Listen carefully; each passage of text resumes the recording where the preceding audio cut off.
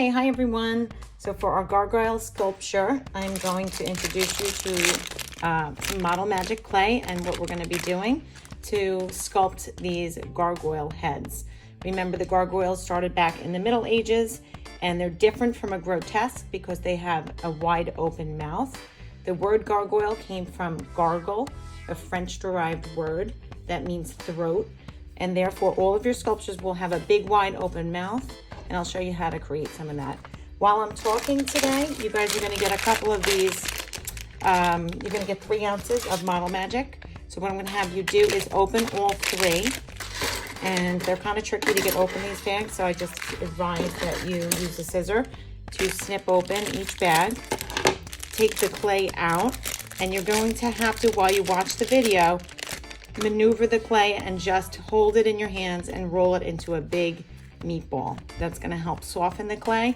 So as you watch, just keep doing what I'm doing now and kind of just cup it in your hands. The warmer it gets, the easier it will be to manipulate. This is actually a little more difficult than real clay. You'll notice that it's foamy and lightweight, but there's tricks to it, and the best thing you can do is just keep it soft and hold it in your hands. Okay, so now looking at our picture once again, we're going to break it down into shapes. Our drawings are broken down into shapes. So the head is basically like a large oval, and we can manipulate the bottom. And the bottom base is almost like a rectangular shape, and then we have some kind of neck there. So right now, your clay should be pretty soft, and one big snowball or meatball that you kind of rolled into it. I took aside a separate piece for some details. I'm going to also divide it and take some more off for that base, because you want to plan your sculpture out so you have enough to support the head. Because remember, we're going to have a head, and then we're going to have a base, and we're going to have those details like eyebrows and the tongue, or those details on the neck. You're going to also at your table be given some tools to sculpt with. The tools that we're going to be using are just found objects. We have some plastic knives and forks, some straws, also some toothpicks, and I'll get into what we'll be using that for later with making armature. Armature is the bones of a sculpture. But I'm going to start by just rolling again the shape of my head. And just really quickly, I'm not going to worry about the base. I set that aside for now. But I want to make sure I get all the lumps and bumps out of the clay so it really looks smooth.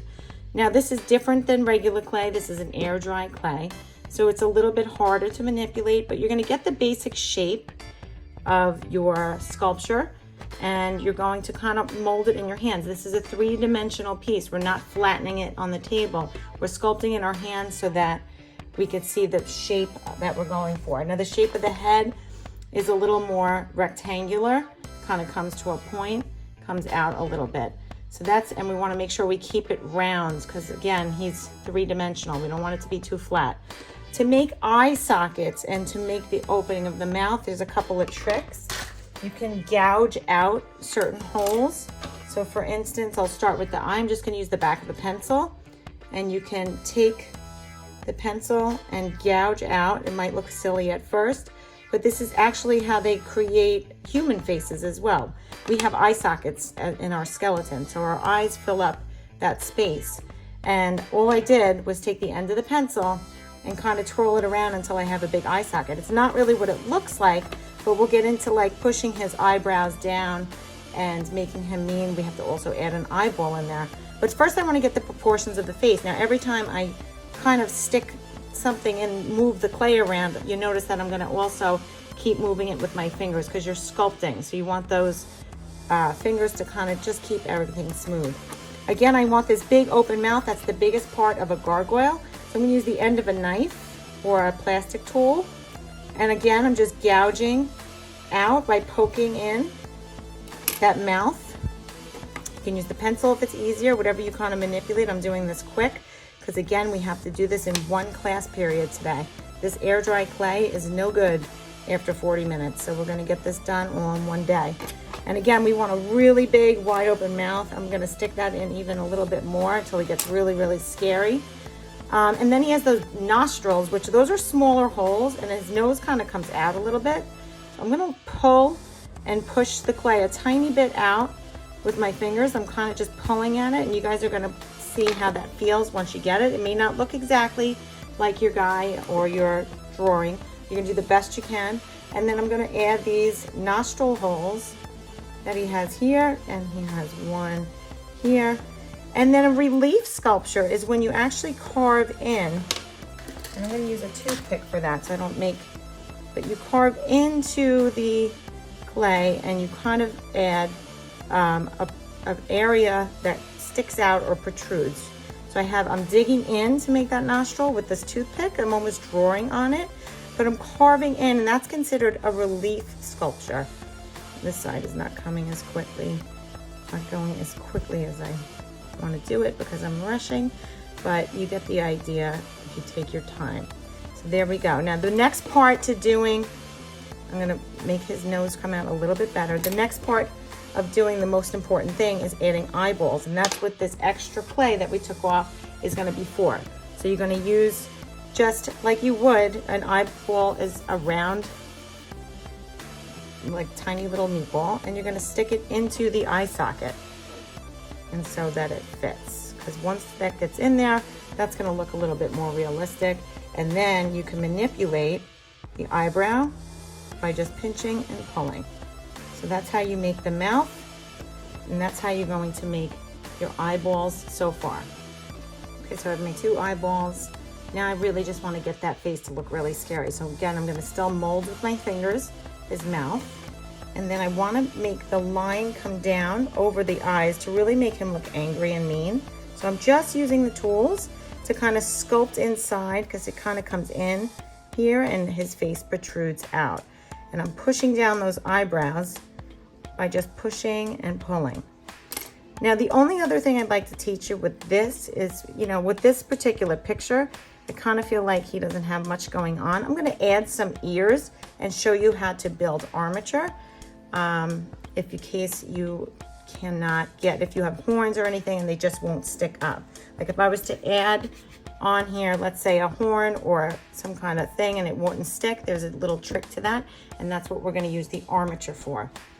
So armature could be made out of anything, and what it is the bones of a structure. So if you have a loose sculpture, or if your sculpture is not sturdy, then you would add some armature to add some stability. So let's say I'm going to make big horns.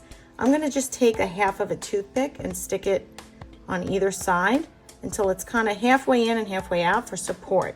So if I don't have that much clay and I just want to add, let's say 2 horns on the side here, I'm going to use like this thinner piece.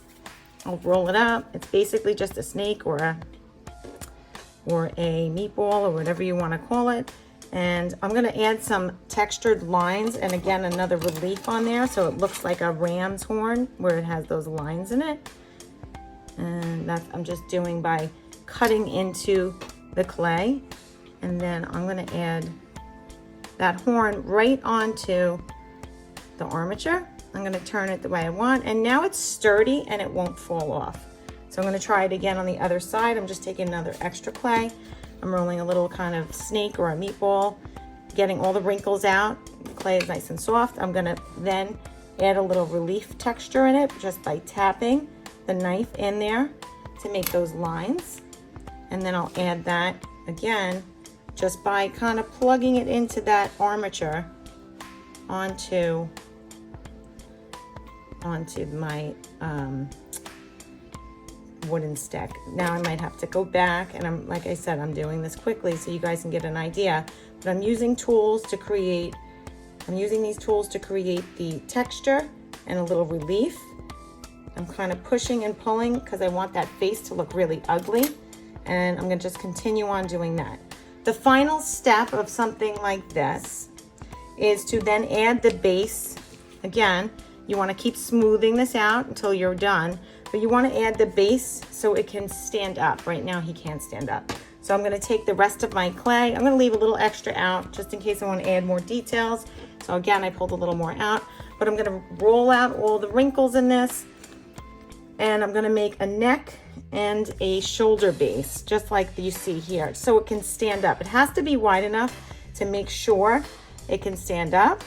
And I'm basically just gonna make sure it's kind of flat on the bottom, and it's gonna come up a little bit to show the neck, just a tiny bit. And we're gonna do something in sculpture called slip and score, because if sometimes when clay is too smooth, it kind of just topples down. So there's two things I can do here. I'm gonna use some armature to plug in my head to the neck and connect it, but I'm also going to score the top of this, meaning I'll maybe use a knife, or I can use a fork. I'm going to take, or maybe even the toothpick, I'm gonna make this hatched kind of surface texture where I'm going to attach my pieces. And they call this scoring because if it's too smooth, it will slide right up. If you could see the texture on there, how I'm making it all rough and bumpy, it's going to stick better to the bottom of our sculpture. Now, what I went ahead and did after you score is you make some slip. This is just a tiny little piece of Model Magic, a tiny, tiny piece mixed with a couple of drops of water, and it turns into like a paste. So you can add that on to where it is scored in, and they call this slip and score. And then again, on the bottom here, I'm gonna do the same thing while that's wet, and I'm going to score the bottom to give it a little more texture so it really sticks in there and he doesn't fall apart. I'm also gonna add 1 or 2 toothpicks on the bottom of him so that he has more armature. There's also, you could use straws for this. I don't want to see that in the throat there. See how it poked through? You want to make sure you cover that. I'm rushing, so. And now I'm going to attach that, and you want to make sure that your sculpture stands and it's strong. So you're going to attach that to the bottom base and continue to mold it in your hands. And here we have the sculpture standing. So you know, the way I'm working right here, you can't see it, but it does stand up when it's all put together, and yours will be standing before it goes to dry, so it stands by itself. But then you're going to go around and you're going to fix all the details so that he doesn't have a lumpy head. You're going to keep sculpting it and molding it in your hands. Again, it should be as ugly and frightening. We're going to scare off all the evil spirits with these gargoyles. We're going to paint them when they're dry.